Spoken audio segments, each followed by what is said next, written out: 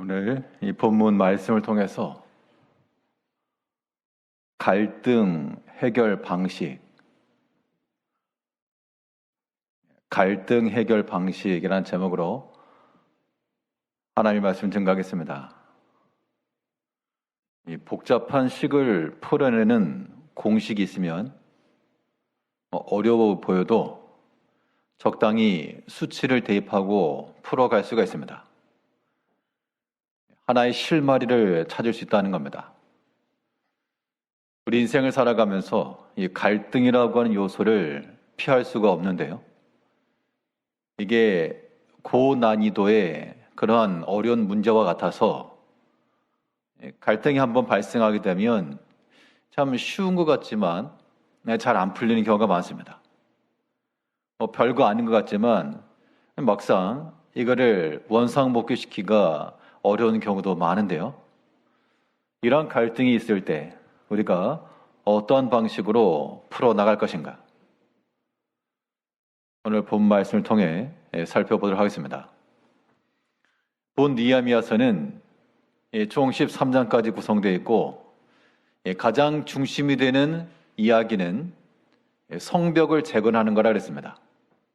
이 성벽 재건하는 일에 힘써 마음을 합해 일했던 그러한 백성들이 있었고, 그럼 여기에는 그 성벽을 세워나가는 일에 협력했던 사람들만 있었던 게 아니고 비난하는 사람들, 대표적으로 도비아와 산발랏이라고 하는 사람이 중심이 돼서 그 이방에 있는 여러 민족들을 선동하고 그렇게 해서 대적하려고 하는 일이 있었습니다. 성벽을 세우고자 하는 중요한 일이었으나 그런 대적이 일어났다. 그때 이 느헤미야는 그들의 계략을 깨닫고 그들에게 지지 않고요. 한 손에는 병기를 들고 또 한 손에는 도구를 들어 그 일을 준수해 나갔습니다. 그런데 보는 5장에서는 이 외부의 적은 다 물리쳤는데 이제 5장에서는 내부적인 그러한 갈등과 예상치 못한 문제가 발생한 겁니다. 그러니까 어떻게 보면 이런 거예요. 이렇게 성벽을 이루어가고자 하는 이 중요한 일에, 믿음으로도 하는 일에 왜 이렇게 어려운 일들이 발생할까?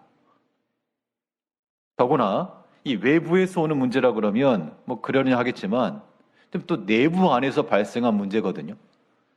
이것도 굉장히 어려운 문제 가운데 하나입니다. 그런데 이 느헤미야가 그 백성들과 함께 어떻게 지롭게 헤쳐나가는지를 보면서 우리 개인의 삶에서 또 우리 가운데 경험할 수 있는 여러 가지 갈등의 문제들을 풀어나갈 지혜를 얻어야 됩니다. 첫째로 이런 갈등이라고 하는 복잡한 식을 풀어내려면 회개와 용서가 필요합니다. 자, 갈등의 요소는 분명 많은 사람들은 99%가 그 문제의 원인이라고 하는 것을 절대 자기 자신에게서 찾지 않습니다. 사람의 사고 구조가 그래요. 객관적인 입장에서 보게 되면 둘 다 잘못이네 이렇게 말할 수 있어도 개인 입장에서는요, 본인 입장에서는 이 원인이 상대에 있다라고 보통 생각한다는 겁니다.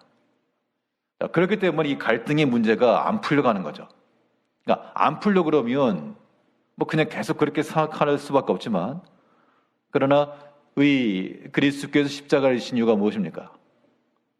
원수된 것을 하나로 일치하고 화목하고, 이게 십자가의 근본이기 때문에 우리가 이런 반목과 이러한 다툼을 가지고 살 수 없으므로 하나됨과 일치됨을 나타내기 위해서 결국 우리 자신에게서요, 나에게서는 아무런 문제가 없고 다른 사람에게서 보여지는 원인 때문에 이러한 일이 발생했다라고 하는 그런 판단이 들어도 이걸 해결해 나가려면 다른 사람의 해결하는 것이 급선무가 아니고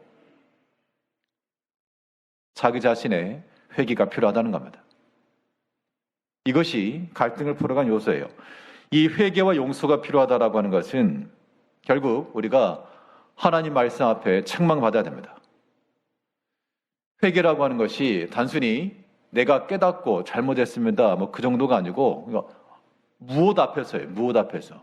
무엇을 기준했을 때 옳고 그른가인데 당연히 우리의 모든 판단의 기준은 하나님 말씀이므로 어떠한 일이 있건 어떠한 갈등의 요소가 있건 우리는 그 하나님 말씀 앞에서 책망을 받고 책망받은 것을 또한 우리는 깨달아 회개함에 이르려 한다는 겁니다.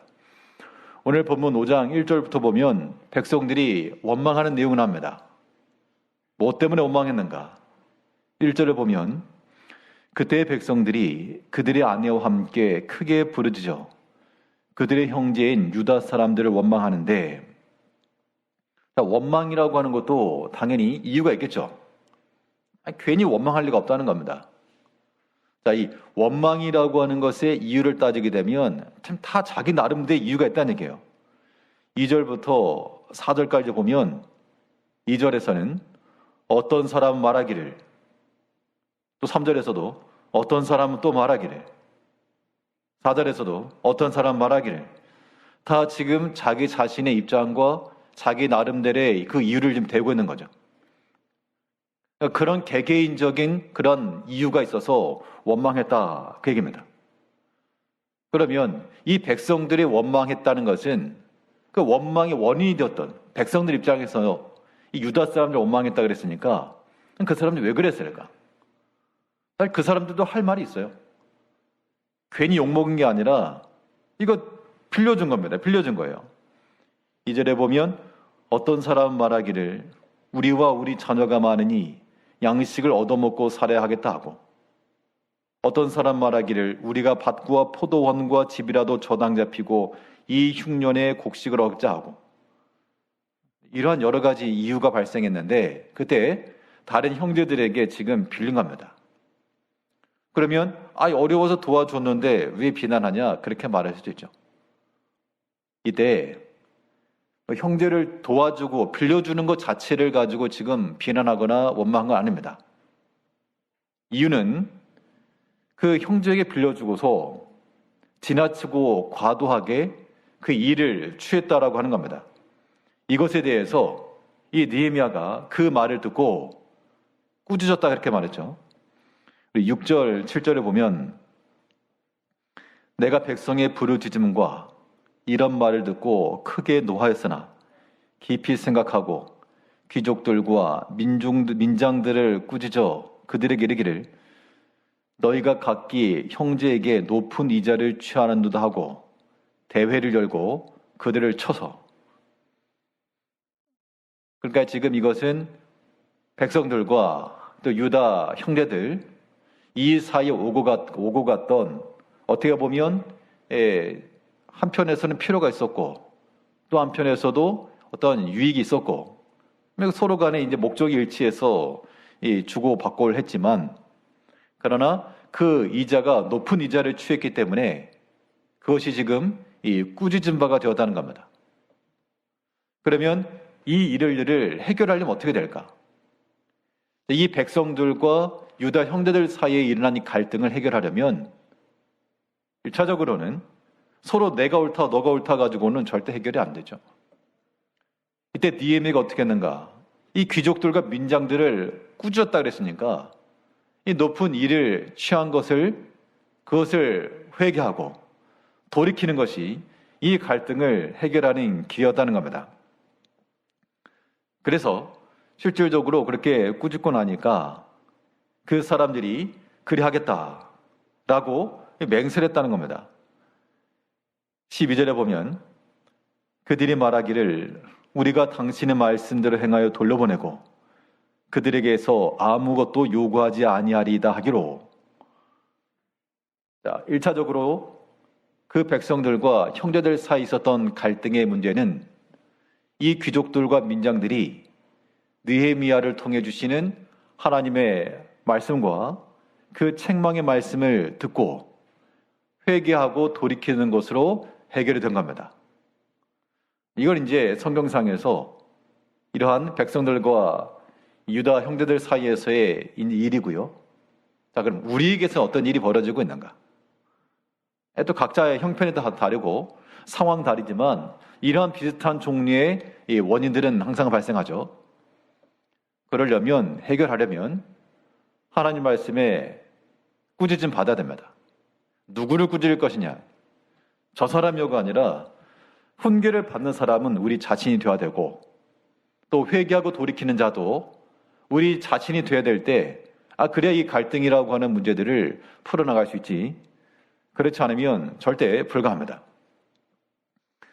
우리 잠언에 보게 되면 훈계받기를 싫어하는 자는 자기의 영혼을 경히 여깁니다. 말이 좋아서 훈계지, 훈계를 들으려 치면 사람들이 싫어한다고요. 애들만 싫어하는 게 아니고 부모님들이 자녀들에게 필요한 말 해줘도 자녀들이 어떻게 듣죠? 잔소리를 듣죠. 근데 그렇게 듣지 않으면 자녀들에게 복이 없는 것처럼 부모가 해주는 그런 교훈의 말을 잘 들어야지 소망 있는 거 아니겠습니까? 하나님께서도 우리에게 말씀하시는데 그 훈계의 말이라고 하는 것이 책망하는 거니까, 꾸짖는 거기 때문에 그런 말을 듣고 좋아할 사람이 많지 않다는 겁니다. 특히 오늘 본문을 보게 되면 귀족들과 민장들, 민장이라고 하는 것은 백성들의 지도자들이죠. 그러면 나름대로 귀족이라 그랬으니까 사회적인 신분도 있고, 지금까지 누군가에게 안 좋은 소리 들으면서 살아온 적 없고, 아쉬울 것도 없고, 내가 꼭 그런 말을 들어야 되는가? 뭐가 잘못했는가? 그렇게도 나올 수 있는데, 그러나 이 귀족들과 민장들이 그 지도자급에 속하고 더 앞장서 일을 할 수 있는 사람들이 꾸짖음을 받았을 때 시험에 들어가지고 팽 토라진 것이 아니고, 그들이 그 말을 듣고 그 느헤미야의 교훈을 따라 그리 행하겠나이다.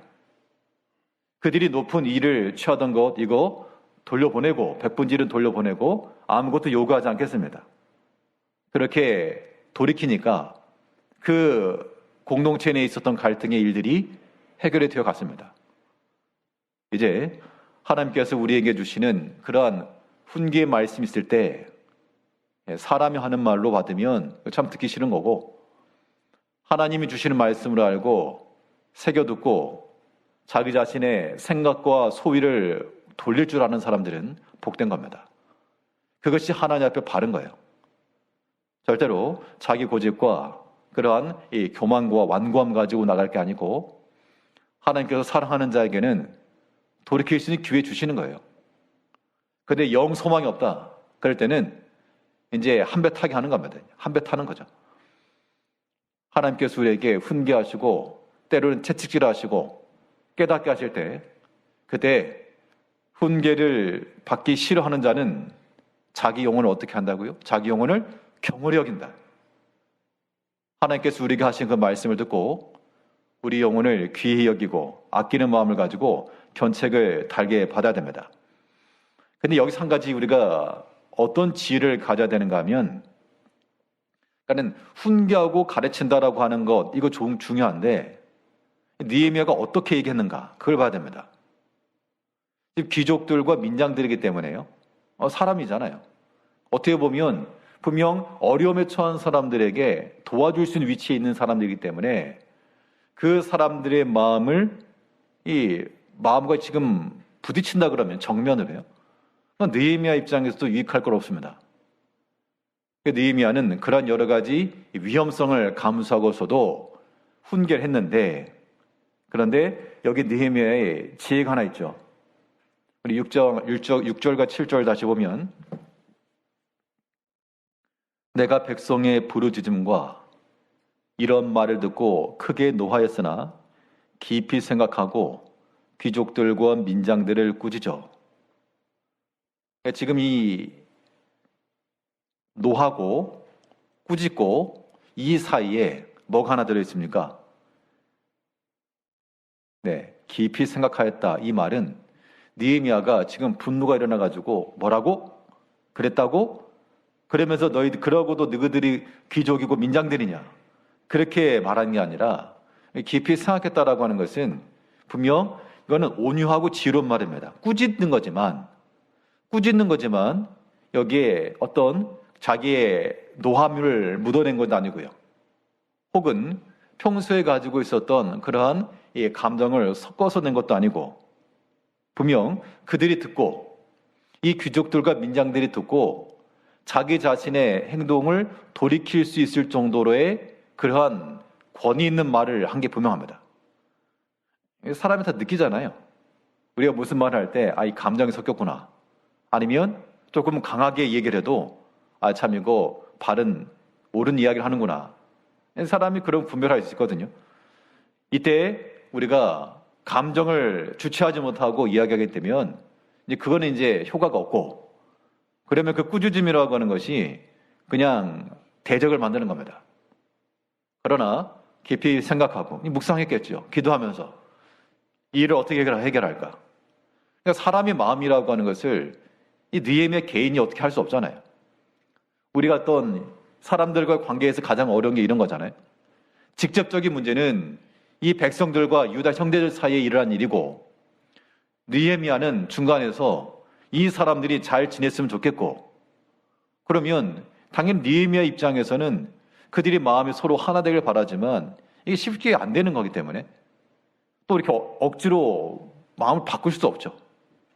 그때 하나 앞에 기도한 게 분명합니다. 이 깊이 생각했다라고 하는 게 무슨 말을 할까? 무슨 말을 할까가 아니라 당연히 이 귀족들과 민장들의 잘못된 것을 이야기하는 거지만 여기에 깊이 생각하고 또 절제하고 아마 그 음성에서도 묻어났을 겁니다. 그 권면의 말이지 화가 나서 한 말은 절대 아니었을 거예요. 우리가 말을 온유하고 지혜롭게 하는 것도 우리에게 필요하겠습니다. 사람이 순간순간 욱할 수 있습니다만 그런 것도 우리의 또 금방 깨닫고, 우리가 본 음식 할 때 뜨거운 냄비에 손 닿을 수 있지만 그러면 뜨거운 줄 알고 아이고 금방 떼는 거죠. 뜨거운 줄 알면서 계속 대고 있으면 이제 거기에 익어지는 것이고, 우리가 다른 사람을 책망한다라고 할 때 자기 자신의 책망을 받아 하겠고요. 또 어떤 말을 할 입장이 있을 때는 듣는 사람들이 충분히 들을 수 있을 만큼, 또 들은 이후 그들의 입장을 바꿀 수 있을 만큼의 온유하고 지혜로운 말을 해야 됩니다. 그러니까 깊은 묵상이 필요한 거예요. 사람이 다른 사람으로부터 어떠한 꾸짖음의 말을 들으면 당연히 나라도 좋지 않죠. 누구라도. 그러나 나를 참 아끼는 마음을 가지고 좀 부드럽고 충분히 공감될 수 있는 그런 언어를 섞으면 또 다 알아들으니까 우리에게 그런 지혜가 필요합니다.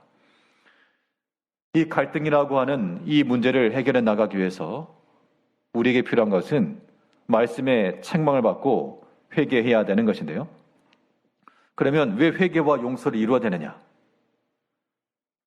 그걸 행하지 않으면 거기에는 하나님의 심판에 따라올 것이기 때문에 우리는 하나님의 심판을 두려워하는 마음을 또한 가져야 됩니다. 이것이 회개의 원인이 되는 거예요. 이 자리에 계신 성도들 마찬가지입니다. 사람이 완벽하지 않기 때문에 분명히 잘못이 있겠죠. 우리의 외적인 행실로서나 내 마음의 생각으로서나 그런 면들이 있어가지고 어떤 하나님의 말씀을 듣고 이것을 내가 회개해야 되겠다. 이건 좀 나에게 잘못된 부분이라. 이거 좀 내가 개선해야 되겠다. 자, 그런 생각이 드는데 그럼에도 불구하고 사람이 이것 안 바꾸려는 마음도 있죠. 그러면 어떻게 되는가? 우리는 그걸 뭐라고 하죠? 두 글자로. 분명히 이것이 잘못된 것을 내가 알고 바꾸고 좀 개선해야 되는데 이걸 좀 이게 마음이 상해가지고 안 한다. 이것을 우리는 완고함, 고집이라고 말하는데 성경에서는 이 고집이라고 하는 것을 가리켜서 무엇이라도 말했는가 하면 회개하지 않는 마음이라 그랬어요. 그래서 로마서에 보게 되면 내 고집과 회개하지 아니한 마음을 따라 진노의 날, 곧 하나님의 심판이 나타나는 그날에 임할 진노를 내게 쌓는도다. 그러니까 하나님께서 책망하실 때 그 말씀을 듣고 돌이키면 그나마 소망이 있는데 하지 않았다는 얘기예요. 내 고집, 즉 회개하지 아니하는 그 마음이 하나님이 너에게 쏟으실 진노가 임박하게 한다. 그러니까 여러분 마음속에 고집 부리는 거 가지고 이거 좋아하지 마시고 이 고집은 무엇이라고요? 회개하지 않은 마음. 회개하지 않는 마음은 하나님께서 심판. 그래서 우리는 하나님의 심판을 두려워하는 마음으로서라도 우리가 회개하고 용서하며 이르러야 됩니다. 만일 이 백성들도 그러하고 이 귀족들과 민장들도 그러하고 내가 뭘 잘못이냐? 나 할 도리 다 했다. 그렇게 나갔다 그러면 하나님께서 느헤미야를 통해서 회개할 수 있는 기회를 주었음에도 불구하고 회개하지 않은 거죠. 고집 부린 겁니다. 그러면 하나님께서 어떻게 하신다 그랬어요? 너희가 그렇게 해서 높은 이유를 취해서 얻고자 했던 것들 다 빈손되게 할 것이라. 나중에 가지고 지금 회개하고 돌이키고 높은 이유를 받던 거 좀 낮추고 이게 오히려 유익한 거지. 고집 부리고 회개하지 않고 나가다가 나머지 다 이렇게 빈손이 되면 그 더 불행한 거니까 이제 우리가 하나님의 심판을 두려워하는 마음을 가지고요. 하나님께서 우리 가운데 훈계하시고 책망하실 때는 기분 나쁘게 들으시면 안 돼요. 기분 나쁘게. 하나님 말씀 앞에서 기분 나쁘게 듣는 사람은 소망 없는 거죠. 우리 느헤미야 5장 9절 말씀에서는 내가 또 이르기를 너희의 소행이 좋지 못하도다. 우리의 대적 이방 사람의 비방을 생각하고 우리 하나님을 경외하는 가운데 행할 것이 아니냐. 그러니까 지금 그 백성들, 귀족들, 민장들의 행위라고 하는 것이 단순히 내가 가지고 있는 거 돈을 빌려주고 높은 이유를 받고 이거 뭐 재테크 잘한 거죠. 어떻게 보면. 그런데 그 일이 결과적으로는 백성들에게 원망이 되었고 그러니까 어떤 일이 하나가 되지 못했죠. 또 이방 사람들에게는 비방이 꺼리게 되었고 저거 봐라 쟤네들 저렇게 싸운다. 한 마음을 가지고 지금 성벽을 세워나간 일을 하고 있는데 이 원수들이 지금 비방한다는 겁니다. 쟤네들 뭐 싸우네? 그러면 그게 하나님께 영광이 되겠느냐 그 얘기죠. 거기까지 생각을 해라 그 얘기입니다. 그렇지 않으면 지금 당장 돌이키지 않고 내가 손해보지 않고 그런 마음을 가지고 끝까지 고집 피우면 회개하지 않으면 무엇이 임한다고요? 진노의 날이. 우리가 그거 두려워서라도 우리가 회개하는 것과 용서함에 나가야 됩니다. 사실 우리가 뭐 일반적으로 하는 말이기도 하지만요. 용서라고 하는 것은 누구를 위해서 하는 겁니까? 다른 사람을 위해서 용서하는 게 절대 아니에요. 다른 사람을 용서하는 것도 맞지만 사실 그 용서라고 하는 것의 유익은 용서하는 사람에게 있습니다. 잘 생각해보면 알아요. 어떤 일에 대해서 내가 용서하지 못한다는 것은 마음속에 두고 있다는 뜻이겠죠? 왜냐하면 아직 해결되지 않았으니까 마음속에 두고 있는 겁니다. 그러면 그 어떤 이유에서라도 자기 자신의 입장에서는 이유가 돼요. 오늘 본문에 나온 것처럼 어떤 사람은 이렇게 말하고 어떤 사람은 말하기를 또 어떤 사람은 말하기를 다 자기 입장이 있다고요. 그런데 그것을 용서하지 않고 그대로 두고 있다라고 하는 것은 결국 자기 영혼을 상하게 하는 겁니다. 지혜롭게 생각하셔야 됩니다. 우리가 자기 영혼의 유익을 위해서라도 우리는 용서하고 또한 이 회복함에 이르러야 되겠습니다. 성경에서 뭘 말했습니까? 오늘 본문에서 1절을 보게 되면 그때의 백성들이 그들의 아내와 함께 크게 부르짖어 그들의 형제인 유다 사람들을 원망하는데 원망이 일어났죠. 자, 원망이라고 하는 것이 일어났는데 이것을 해결하지 않고 그대로 두면 이거 꽁하게 남겨두게 되면 그것이 결국 자기 자신에게 큰 해로 돌아올 뿐만 아니라 그 원망이라고 하는 것이 우리 가운데 무엇이 되는가 하면 심판이 된다. 심판이. 그 원망함이 일어난 그 이유를 가지고 심판주가 내 문 앞에 설 것이라. 그렇기 때문에 성경에서는 형제들아 너희가 서로 원망하지 말라. 그리하여 심판을 면할 것이라. 저는 잘못한 게 없는데요. 저 사람이 잘못했는데요. 그럼 이유로는 저 사람이 잘못했을지라도 그럼 나는 뭘 안 한 거죠? 회개 안 한 거잖아요. 용서 안 한 거잖아요. 그러면 그 또한 하나님 앞에 규칙 사유라고 말할 수 있는 겁니다. 상대방이 원인을 제공해서 잘못을 하고 혹은 무리하게 범했다. 그러면 우리는 어떻게 되는가? 하나님께서 범죄한 자들을 어떻게 했습니까? 심판도 하시지만 그의 아들 우리 주님을 보내셔서 십자가로서 다 용서하시고 사랑하시고 하나 되게 하시고 우리 예수를 믿는 것이 바로 그런 거 아니겠어요? 그런데 우리 마음속에 그런 마음이 없다. 난 용납할 수 없다. 왜냐하면 난 잘못한 게 없기 때문에. 그건 변명의 여유가 안 된다고요. 이유가. 자기 입장에서는 그 말이 통할지라도 하나님께서 어라? 어떻게 이렇게 용서를 안 하느냐? 내 형제가 범죄했을지라도 너는 그를 원수까지라도 사랑하라 하셨고 또 내 자신을 돌아보아서 다른 형제의 범죄한 일이 드러나거든 너희는 온유한 자가 되어 너희 자신을 돌아보아 너희가 그러한 잘못에 빠지지 않게 하라.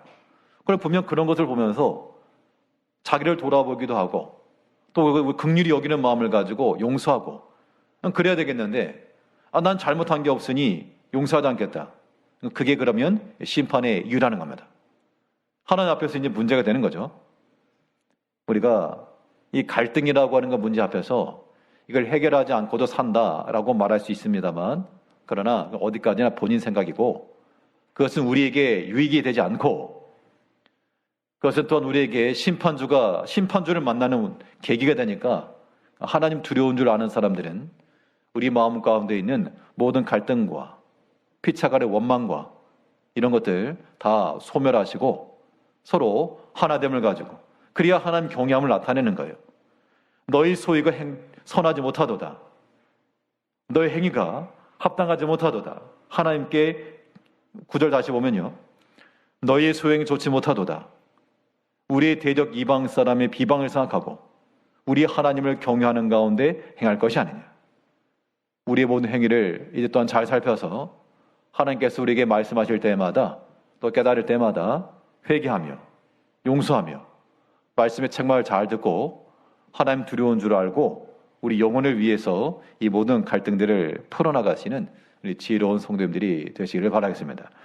둘째로 이 갈등이라고 하는 복잡한 식을 어떤 방식으로 풀어나가는가 하니 여기에는 사명과 책임을 기억해야 됩니다. 결과적으로 느헤미야의 논전이 이거예요. 백성들에게도 그러하고 백성들이 지금 꾸짖은 건 아니죠.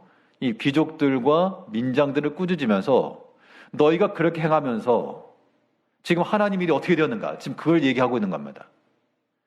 너희가 이렇게 높은 일을 취하기 때문에 백성들이 원망이 일어났고 성벽을 쌓아가니 중차대한 일을 눈앞에 두고 이거는 갈등이 조장되었고 서로 힘을 하나로 모으지 못하게 했고 이방 사람들에게는 비방의 거리가 되었고 하나님의 이름의 영광은 가려졌고 그 너희 귀족과 민장들과 백성을 사이에 일어난 갈등을 보면서 사람들이 수근거리고 이것이 과연 유익하냐?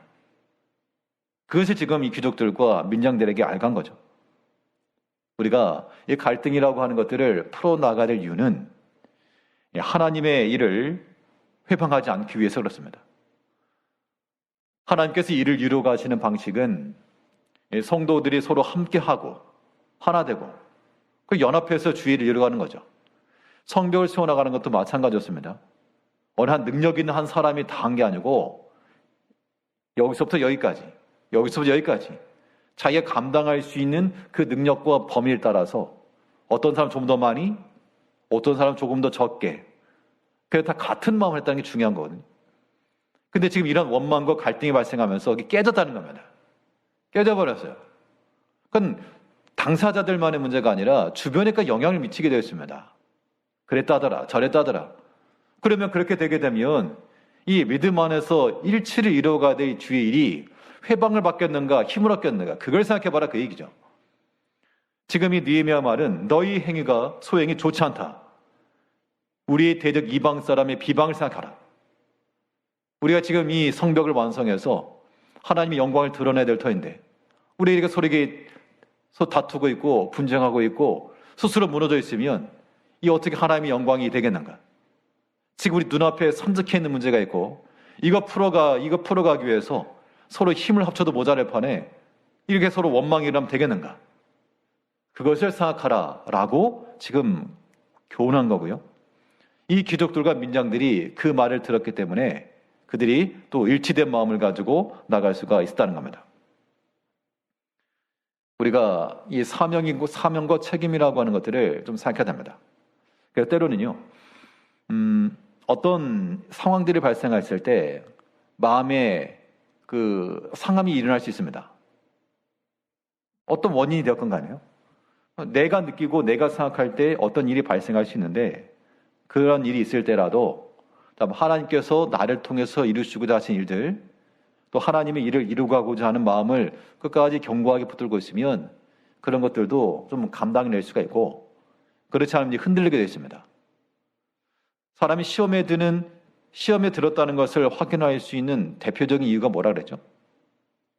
멈추는 거예요, 멈추는 거. 지금 이렇게 백성들이 함께 일을 하다가 원망이 일어났기 때문에 계속 하겠습니까? 멈추겠습니까? 당연히 멈추죠. 지금 백성들은 말하기를, 이 먹고 살기 힘들다. 이 높은 이율 때문에 이거 갚아내기 어렵다. 못한다니. 귀족과 민장들은요, 내가 손해보면서까지 해야 되겠네. 나 못한다. 느헤미야가 이 귀족들을 이렇게 꾸짖었을 때, 내가 그런 말 들으면서 나 안 한다. 네 혼자 잘해봐라. 그런 마음을 가질 법도 한데, 그런 생각을 하지 않는 것이 이 모든 문제를 풀어가는 길이요, 또 하나님을 경외하는 길이다라고 하는 겁니다. 이제 하나님께서 우리 각자에게 또 하나님의 교회를 이루어가면서 누구를 꾸짖었습니까? 귀족들과 민장들을 꾸짖었어요. 백성들이 원망했을 때 백성들에게 너희 어떻게 살았길래 이렇게 어렵냐, 그렇게 말한 게 아니라 귀족들과 민장들을 꾸짖었다는 겁니다. 이때 귀족과 민장들 입장에서 충분히 할 말이 있었겠으나, 그러나 우리가 여기서 만일 고집하여 나가면 이 성벽을 이루어가는 일이 이루어지지 않을 것이고, 저 백성들의 원망은 더 커질 것이고, 느헤미야가 지금 고심분투하면서 이 일을 이루어가길 애쓰는데 여기 협력이 되지 않을 것이고, 그러면 원수들이 기뻐하고 하나님 기뻐하지 않으시고 결국 우리에게 유익되지 않고 복이 되지 않는다. 여기까지 우리가 연쇄적으로 생각이 이루어져야 됩니다. 그렇기 때문에 우리는 어떠한 일이 있을지라도 하나님께서 우리에게 맡기신 이 믿음의 사명들, 또 내가 감당해야 될 그 목들에 대해서 절대로 중단하지 마시고 멈추지 마시고 뒤로 돌이키지 마시고 감당해 나가야 됩니다. 바울 사도는 내가 이 복음을 전함에 있어서 예루살렘에 이르렀을 때 나를 대적할 사람이 있는가 안다. 환난과 결박이 나를 기다리고 있는 건 나 안다. 그러나 이 사명을 감당하려 하면은 내 것을 조금 더 귀하게 여기지 않는다. 그러한 마음을 가지고 나왔기 때문에 그를 대적하려는 자들도 해하지 못했고 하나님께서도 기뻐하신 겁니다. 이제 우리가 여러 가지 갈등과 혹은 우리 눈앞에 있는 이 일들이 있을 때 그런 것들을 그 자체만 보지 마시고 하나님의 영광이 되기까지 하나님이 하시고자 하신 일이 회방받지 않도록 우리의 모든 말과 판단과 행실을 우리가 주의 있게 살펴야 됩니다. 이 사명과 책임이라고 하는 것을 이룸에 있어서 결과적으로는 누가 먼저 희생하고 양보했는가? 여기는요, 이 사명과 희생이라고 하는 책임이라고 하는 것을 이루가려면 먼저 희생하고 먼저 양보하는 게 필요하다는 겁니다. 이거 없으면 또 일이 안 돼요. 우리 5장 10절을 보게 되면 나와 내 형제와 종자들도 역시 돈과 양식을 백성에 구워 주었거니와 우리가 그 이자 받기를 그치자. 지금 이 느헤미야도 말하기를 나도 빌려줬다. 어려움을 당한 그런 형제들에게 나도 빌려주었다. 그런데 우리가 그거 받기를 그치자, 지금 그렇게 말하고 있죠. 이것은 느헤미야가 먼저 솔선수범해서 얘기한 겁니다. 나도 멈추고 나도 이거 감수할 터이니 너희도 좀 같이 하자. 그렇게 나온 거죠.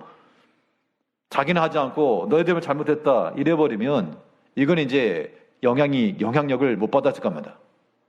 근데 느헤미야가 우리도 역시 백성들에게 베풀었고 또 받을 만한 권리가 있지만 이거 포기할 터이니 어떻게 보면 먼저 희생하고 먼저 양보한 거죠. 이런 것들이 이 문제를 해결해가는 원인이었다라고 하는 겁니다. 성경은 말하기를 형제를 사랑하여서 서로 위하고 존경하기를 서로 먼저 하며, 우리가 이 모든 화해하는 것도 또 회개하는 것도 희생하고 양보하는 것도 우리가 먼저 할 줄 알아야 됩니다. 먼저 손을 내밀어 우리가 주의를 이루어가야 돼요. 그 이유는, 목적은 내 개인의 감정에 충실한다 그러면 끝까지 버티는 거죠. 내가 뭘 잘못했다고. 그러나 그게 아니라 그렇게 하지 않으면, 우리가 서로가 일치되지 않고 이 성벽 완성하지 못하면 이 이방 사람들이 얼마나 비방하겠냐. 그렇잖아도 비방하는 판에 하나님 일이 되지 않으니 하나님 얼마나 근심하겠는가. 그 생각 때문에 내 마음 내키지 않을지라도 이쯤에서 일단 멈추자. 우리도 그칠 터니 너희도 그치자 하고서 지금 손을 먼저 내민 것이고요. 먼저 희생하였고 먼저 양보했다는 겁니다. 그렇게 하니까 백성들도 거기에 호응을 해서 13절에서요. 내가 옷자락을 털며 이르기를 이 말대로 행하지 아니하는 자는 모두 하나님이 또한 이와 같이 그 집과 산업에서 털어버리실지니 그는 곧 이렇게 털려서 빈손이 될지로다 하며 회중에 다 아멘하고 여호와를 찬송하고 백성들이 그 말한 대로 행하였느니라. 그러니까 하나님 말씀이 우리 가운데 임하였을 때 그 말을 듣고 아멘하고 그대로 행하니라, 그대로 행하게 되면 복이 있고, 그렇지 않고 고집하고 회개하지 아니하면요, 옷자락을 털면서 한 것처럼 너희 집과 산업도 이렇게 털어질 것이라. 우리는 그런 거 무서워서라도, 하나님 무서워 두려워서라도 우리의 모든 이러한 갈등과 분열과 분쟁과 이런 것을 멈추고 내가 한 번 더 희생하면 되는 거잖아요. 내가 조금 희생하면 되는 거죠. 이때 뭐 다 손해보라고 한 게 아니라 100분의 1이에요. 100분의 1. 11절을 보면 그런즉 너희는 그들에게 오늘이라도 그들의 밭과 포도원과 감나농과 집이며 너희가 구워준 돈이나 양식이나 새 포도주나 기름의 100분의 1을 돌려보내려 하였더니, 다가 아니고 100분의 1만 돌려줘도 이 갈등의 일들이 불식이 될 수 있고 이거 해결하며 이룰 수 있다는 겁니다. 이제 우리가 약간의 제스처만 취해도요, 약간의 희생과 한 발짝만 뒤로 물러서도 이런 갈등이라고 하는 것들을 해결할 수 있다는 것이고, 이것이 하나님 경외함을 나타내는 일이라는 겁니다. 이제 우리가 모든 일을 지혜롭게 잘 생각해서 우리의 믿음의 생활이라고 하는 것이 단순히 나의 문제만 아닙니다. 다 연결되어 있거든요. 결과적으로 느헤미야는 이 모든 문제를 하나님을 경외하는 것과 하나님께 영광되는 것까지 크게 생각한 겁니다. 깊이 생각하여 하나님의 말씀에 책망받기를 기뻐하시고 힘쓰시고, 또한 하나님께서 우리에게 맡기신 사명과 책임을 생각하여 하나님의 일이 회방받지 않고 중단되지 않도록 희생과 또한 양보를 통해 믿음의 일들을 잘 끝까지 이뤄나가시는 우리 지혜롭고 또 화목하며 하나됨을 이뤄가시는 우리 모든 제일교회 성도님들 되시기를 바라겠습니다. 기도하겠습니다.